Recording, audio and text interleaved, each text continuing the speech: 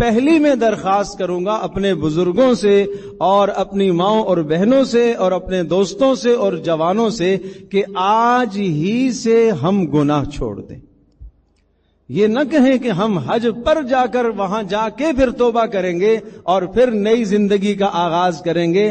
اگر میں اور آپ اللہ کے قریب ہونا چاہتے ہیں، اللہ کا قرب حاصل کرنا چاہتے ہیں، تو آج ہی سے ہم اپنے گناہوں کی زندگی کو ترک کر دیں اور اس اللہ کا زبان سے بھی شکر ادا کریں. اے اللہ تیرا شکر ہے تو نے مجھے اس مبارک عمل کی توفیق عطا فرمائی. اور دل میں ہم یہ کہیں کہ میں اس مبارک عمل کا اہل تو نہیں ہوں، مستحق تو نہیں ہوں، یہ محض میرے اللہ کا فضل ہے، میرے اللہ کا احسان ہے.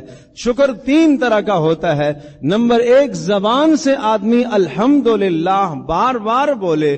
نمبر دو، انسان دل میں یہ سمجھے کہ میں اس عمل کا مستحق نہیں تھا، مجھ سے زیادہ صاحب مال، مجھ سے زیادہ صاحب حیثیت، مجھ سے زیادہ خوبصورت لوگ بھی ایسے ہیں جنہیں اللہ پاک نے اپنے در پر نہیں بلایا اور میرے بلانے کے اللہ نے اسباب پیدا کیے ہیں.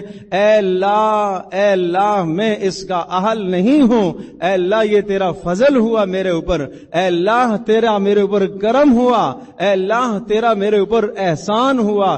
اور جو بھی آپ کو آ کر مبارکباد دے کہ بھائی مبارک ہو، ماشاءاللہ آپ حج پر جا رہے ہو، آپ کہو بس اللہ کا فضل ہے، اللہ کا کرم ہوا، اللہ کا احسان ہوا. بار بار یہ کہو یہ میرے اللہ کا احسان ہوا، میں اس قابل نہیں تھا، میں اس قابل نہیں تھا، یہ میرے اللہ کا احسان ہے. ھذا من فضل ربی. حضرت سلیمان علیہ السلام کو بہت بلند مرتبہ اور مقام ملا تو کہتے ہیں ھذا من فضل ربی لیبلونی ااشکر ام اکفر. یہ میرے اللہ کا احسان ہے، یہ اللہ تبارک و تعالی مجھے آزمانا چاہتا ہے کہ میں اللہ کا شکر گزار ہوں یا میں ناشکرہ ہوں. اور ادھر قارون، اس کو مال ملا، کہنے لگا انما اوتیتہ علی علم.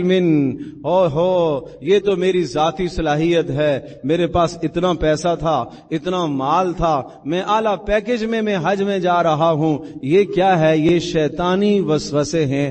آپ یہ کہو بس یہ میرے اللہ کا فضل ہے، بس یہ میرے اللہ کا فضل ہے. تو شکر تین طرح کا، زبان سے بھی اور دل سے بھی. دل میں یہ کہو یہ میرے اللہ کا فضل ہے. اور تیسرا، اللہ نے جو جسم کے اعضاء دیے، ان تمام اعضاء کو اللہ کی فرما برداری میں استعمال کرنا، یہ اللہ کا شکر ہے.